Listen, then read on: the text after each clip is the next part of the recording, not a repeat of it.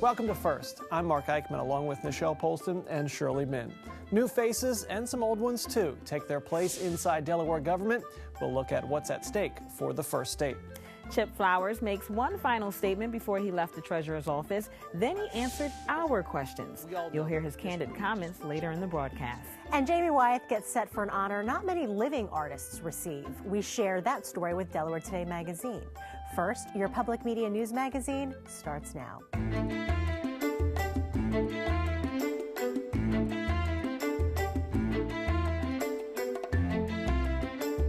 2015 is already off to a wild start. DelDOT will have a new leader. Delaware is offering endless discoveries as a new slogan. A brand new legislative session kicks off on Tuesday, and one outgoing state leader doesn't want to leave quietly. And Nichelle, that would of course be Chip Flowers, the outgoing state treasurer. We'll hear from him later in the program. But first to some of those new faces, Matt Denn and Ken Simpler, and the return of another term for Tom Wagner.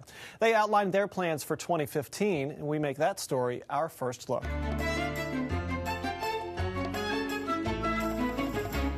I will always uphold and defend the Constitution. After Matt Denn took his oath for Attorney General in front of a crowd of several hundred in Wilmington, he vowed to take action to address crime, especially in the city.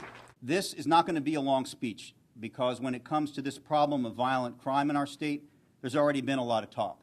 It is time to get some things done. Denn unveiled plans to work with city leaders to apply for $650,000 in state funding for 6 new police officers who would walk the beat in some of the most dangerous Wilmington neighborhoods. I would like to see the police officers out by March. That's my timetable. The crime numbers tend to go down when it's cold out, but as soon as it starts warming up again, then they have drifted up. So I would like to see the police patrols out there when traditionally we see the numbers start to go up.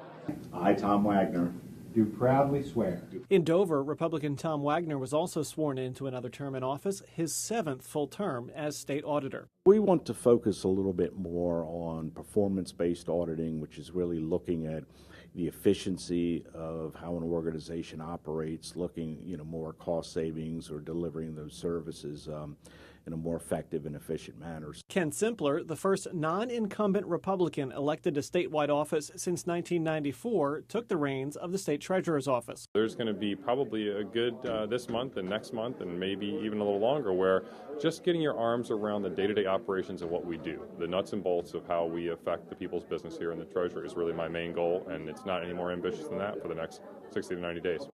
Simpler will hopefully be a quick study. He's been invited by Governor Markell to sit on the newly formed committee that was established to look at ways the state can generate more revenue.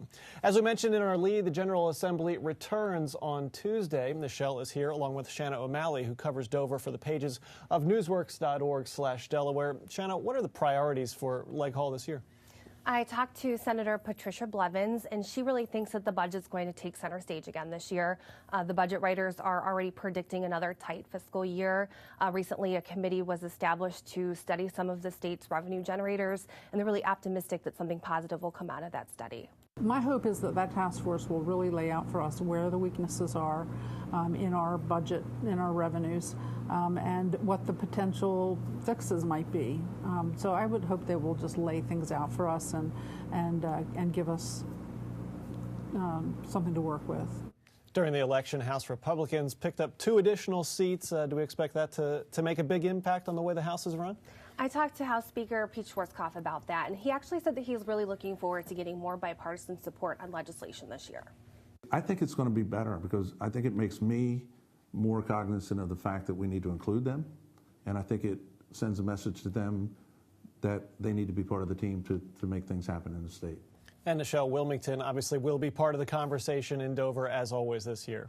Yes, Mark, we caught up with State Representative Stephanie Bolden. She's telling us part of the agenda is a mix of old and new.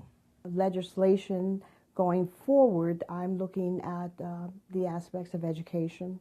I want to also address the crime situation and what we can do as legislators to help and assist with that. And there's other projects in terms of rebuilding our east side and downtown areas. Representative Bolden also wants to review the charter school situation. We'll talk more about that later in the show. All right, thanks to you both, and don't forget to follow our legislative coverage on newsworks.org/Delaware. WHYY will be in Dover on January 22nd to broadcast Governor Jack Markell's State of the State address. We'll have details on that in the coming week. Coming up next on First, the Brandywine Valley's first family of art, the Wyeths.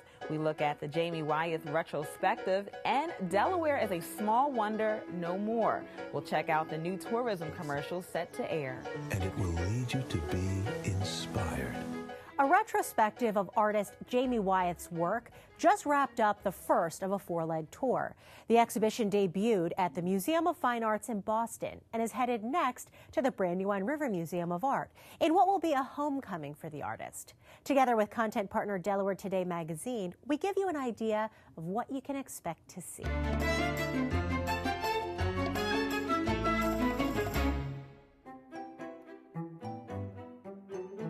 Nicknamed the Wyeth Museum by some, the Brandywine River Museum in Chadds Ford is preparing for the first retrospective of Jamie Wyeth's 6-decade-long career.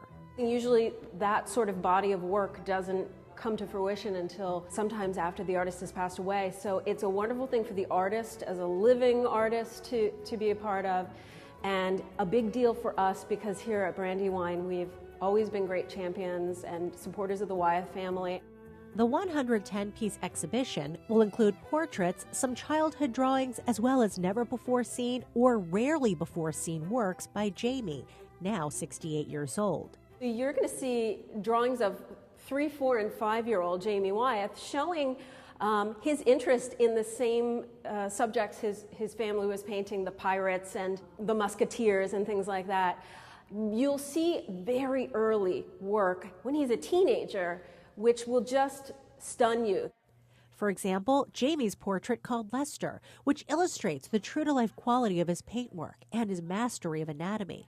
Lester is not part of the retrospective, but Portrait of Shorty is, both of which, Burden says, were painted when Jamie was just 17 years old. His more recent work actually is getting looser and looser in its brushwork. It's more imaginative, more dreamlike. Burden says the second half of the exhibition stops moving chronologically and takes a geographic turn. We look at the two locations he spent the most time in, here in Chadds Ford in the Brandywine Valley and in coastal Maine, and we'll mix different years, and so you can see different styles, but with that subject matter thread throughout. Few are more excited about the exhibition than Joyce Hill Stoner, whose portrait was painted by Andrew Wyeth in 1999. I've been curating shows and treating paintings for the Wyeths since the 1990s. I first met Jamie Wyeth in 1981. An expert in her own right, Stoner says the Wyeths received critical praise and more recently endured merciless reviews. However, Stoner says a sea change began prior to Andrew Wyeth's death in 2009. Very important art historians for the very first time were turning around looking at Andrew Wyeth's paintings and saying, I see an incredible new meaning here that I've missed before. So that's happening.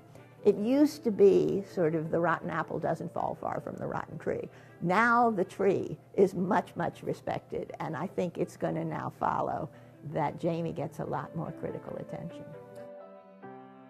The Jamie Wyeth retrospective opens next Saturday and runs through April 5th at the Brandywine River Museum of Art. From there, it travels to the San Antonio Museum of Art in Texas and then the Crystal Bridges Museum of Art in Arkansas. Mark Nardone from Delaware Today magazine joins me now. And Mark, you wrote the story about the upcoming exhibition in this month's issue of the magazine. Really heady, cerebral article you put together. Great job, by the way. What sticks with you or resonates with you even to this day? Oh, I think the quality of his early work is so realistic and so beautiful that somebody could do that at 17 years old is just astonishing. What were you doing at 17? I was actually hoping to go to art school, but I'm glad I reconsidered that. You know, you spoke with Jamie as part of your article. Describe him for me. Oh, very glib, very outgoing. I mean, a great personality, great representative of the museum, of Wyeth family art. Really a charming guy. Our schedules didn't work out where we could speak with him. We'll probably be able to speak with him after the fact. But Peter Crimmins from WHYY-FM's Arts and Culture Desk spoke with Jamie Wyeth on New Year's Day about the retrospective. And you'd think such an accomplished artist wouldn't be nervous? Well, think again. Take a listen. I find an exhibition, certainly one of this size, is rather discomforting. I mean, you know, all the inadequacies kind of jump out at me. And you know, each of these paintings are kind of little obsessions that I've had. And once you're finished with it, I kind of don't want to go back into it again.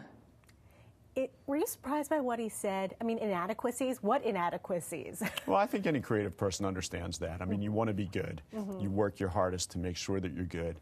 And when you finally let something go and come back to it a little bit later, you see the things you would have been done differently. And I think especially people who take the art seriously are like that. And the obsessions thing didn't really come as a surprise to you either, right? No, and that's to be expected, I guess. All right, Mark Nardone, thank you so much. You can read Mark's story in this month's issue of Delaware Today magazine. The web home for First is WHYY.org/first. You can check out this show when you want.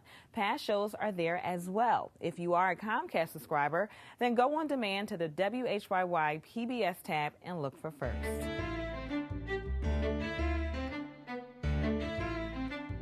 It's a new year and a new state of play, but you know the cast. Stephanie Hansen, former Newcastle County Council president, and now with the law firm of Young, Conaway, Stargett and Taylor, and Michael Stafford. He's also an attorney and is a syndicated columnist and appears on MSNBC.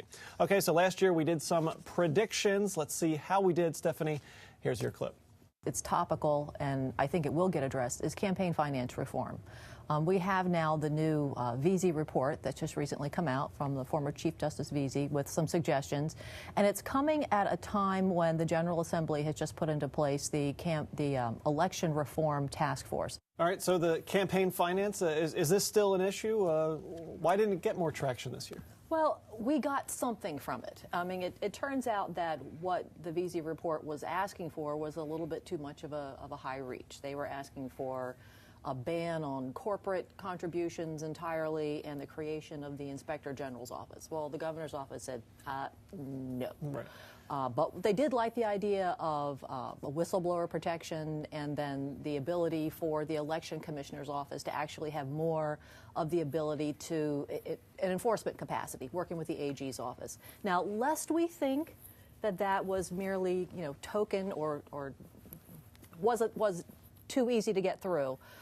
There was actually a lot of controversy with that. There were 3 amendments that were put forth to even take those minor gains out of play. And number 1 would have been the inability to file an anonymous complaint. That was defeated in the Senate. Secondly was the inability for the state election commissioner's office to use the Attorney General's office. That one was defeated.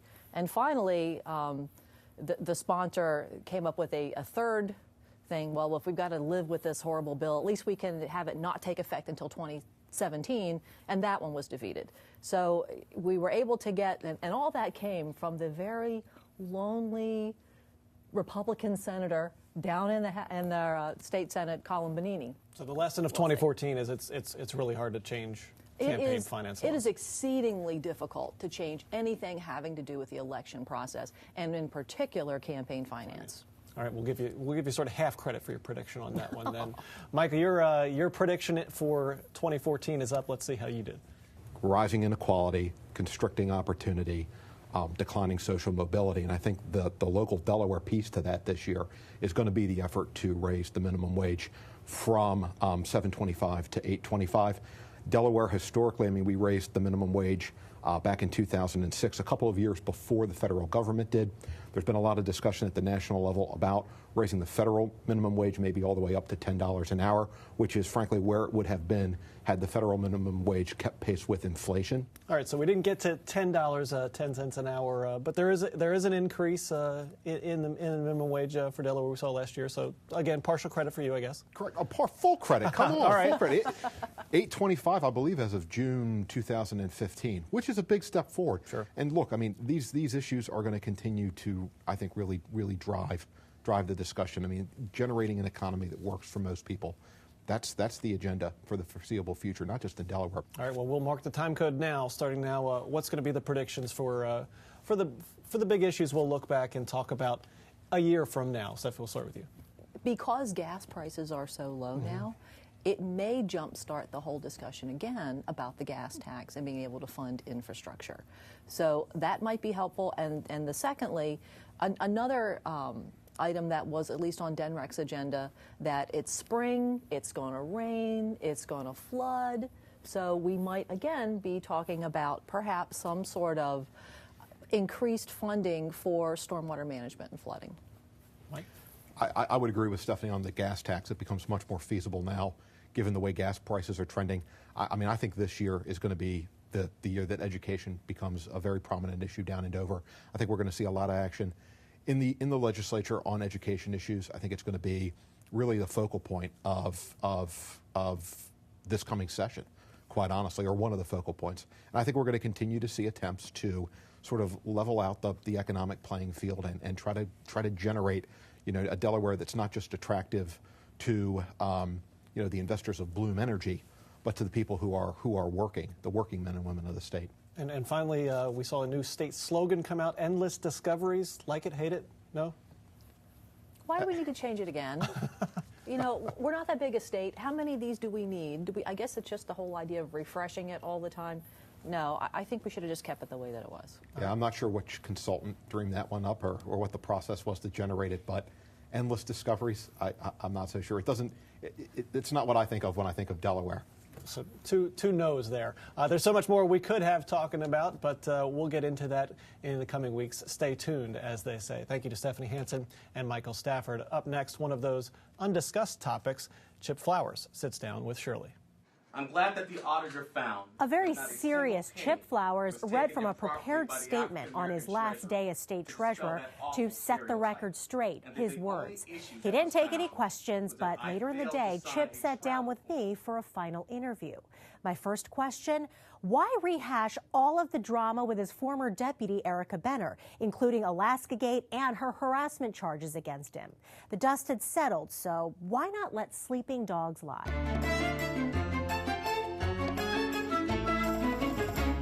So I had to wait till the dust settled, and on the last day of my office say, now let me tell you how I really feel and what the problem with the state of Delaware, at least the political leaders, are with respect to race relations, the way the situation was handled, and how our team really felt about the whole entire situation, because we all know that this really just shouldn't have been handled this way. You talk about race, you talk about being the only African-American statewide office holder in Delaware, all this negative publicity that you received last year. If you were white, would that have even happened in your opinion? I think you have to ask the people who were doing the lies, and I do believe that race did play a part of it, and I'm not going to back down from that. I'm personally well off, but to accuse me of stealing money to go to a treasurer's conference and buy extra pancakes and run it 50 times in the paper, that's the most ridiculous thing ever. If Erica Benner were black, do you think that more attention would have been paid to her than you? I don't know. I think that's a question that I would love to have this. You should have this interview with the News Journal. What should have been done was not to put the African American treasurer on the front of the paper and say, he's the one scandal-filled, bombastic. I think they called me every adjective in the book. So you point the finger at the News Journal. In the past, to me, you have said Markell, our governor, has a vendetta against you. Do you think the News Journal has a vendetta against you, that they set out to take you down? I think they went back and they kind of jumped the gun. And I think that's really my mistake. And I tell people, we all kind of got into a situation that just kind of blossomed into something that none of us could control. And instead of people waiting and getting the facts. Going to Erica Benner again, you say she has not been, at the end of all of this, not been charged with a single thing. And you said in your statement, I have no, quote, I have no explanation for this, and I defer this for federal authorities to continue their review. How did the feds get involved, and what are they looking into? Sure. I'm not going to speak for what only the feds can talk about what they're doing, but I will say this. I picked up the phone and called them. But why do the feds care about what's going on with you and whether you misused the state credit card? A lot of federal issues were involved here. For example, and I'm not saying anything, they can only speak for themselves. I think you have to realize if the former deputy had accessed emails, and she had, fraudulently misused things using federal communication lines. I mean, there's a bunch of federal issues here, and I have no doubt in my mind that I am not sitting somewhere on some trumped-up charge because the federal authorities got involved and said, hey, this guy didn't do anything. You talk about in your statement that there are people out there who are trying to, and these are your words, destroy you. Who are you talking about? I think it is fair to say that I really believe that my political career, it was threat from the gate.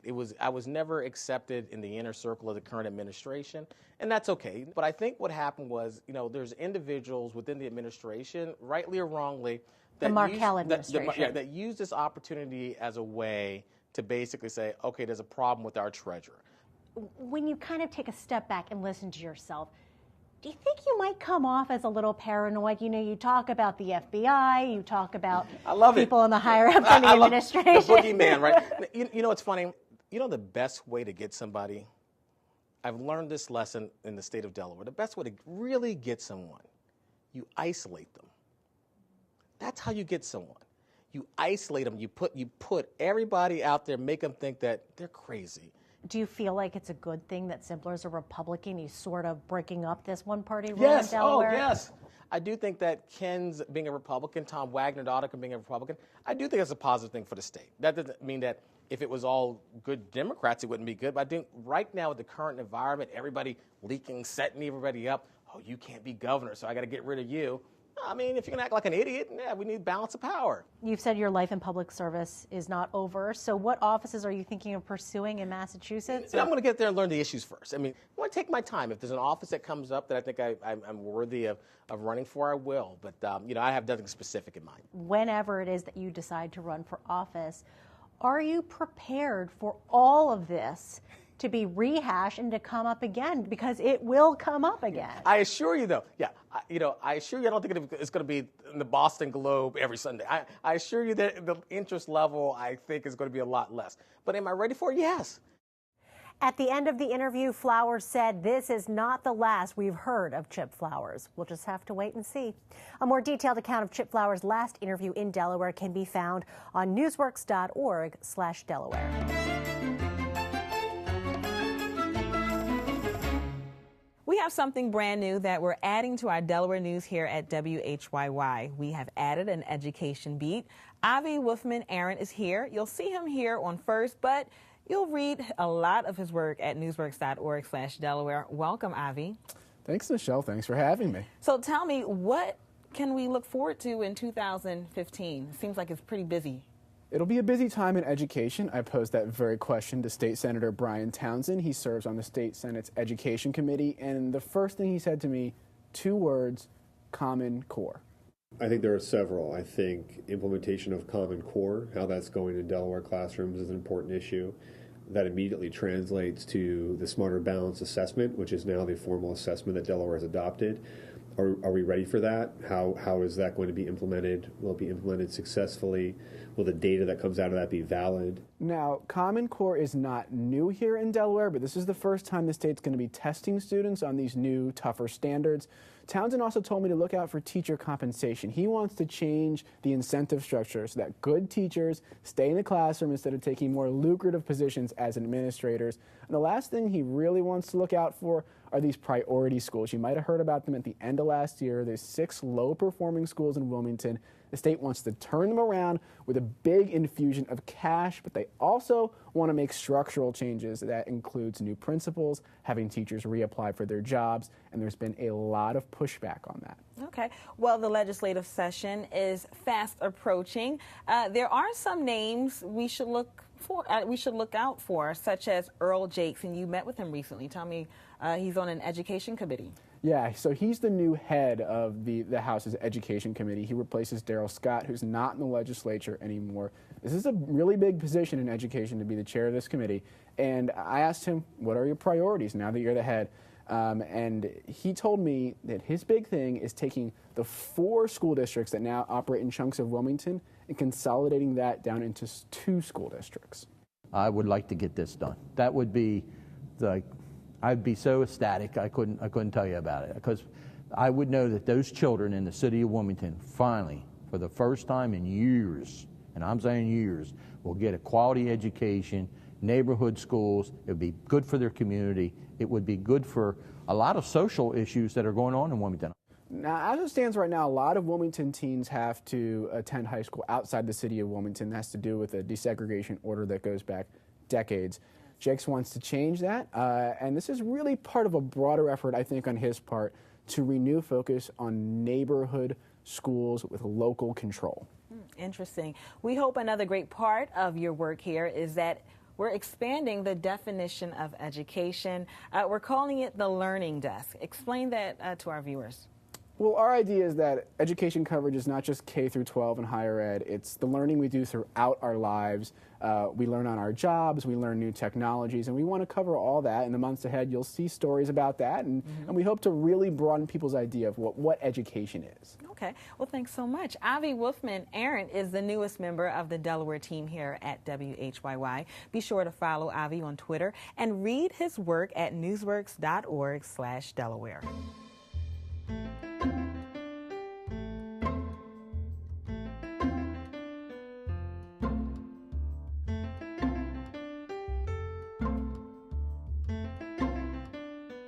Delaware is no longer the small wonder. Forget about the home of tax-free shopping, and it's good to be first. The state is going to embark on a new tourism slogan, which state officials hope will convince people to do more than race through the state on I-95. Here is the commercial. Inside each of us, there is a voice that beckons to take time away, fulfill simple pleasures, and share experiences that bond us together. It calls to explore,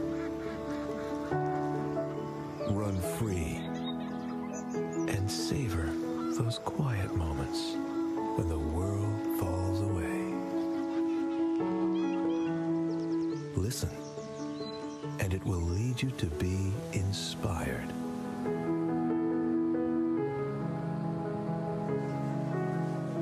Come. Find yourself. Lose yourself.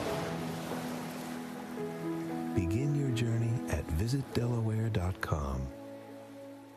That is a very relaxing commercial. Delaware will mostly run the commercial in mid-Atlantic television markets. We here at First are doing our own version of Endless Discoveries. It's a show we're working on right now with a working title of Delaware. Stay tuned for more on that. I get it. You And get I it, like Della, what you did where, there. W-H-E-R-E. Yeah. Okay. I can't wait to see it, Mark. Well, next week we report on the Delaware Children's Museum as it gets ready to turn 5 years old. And innovations are coming to Delaware libraries. We've got some cool stuff to show you. Both could be part of that new Endless Discoveries tourism campaign Delaware is rolling out. We'll have to watch that. That's our show for this week. For Shirley Min and Mark Eichman, I'm Nichelle Polston. Have a great week.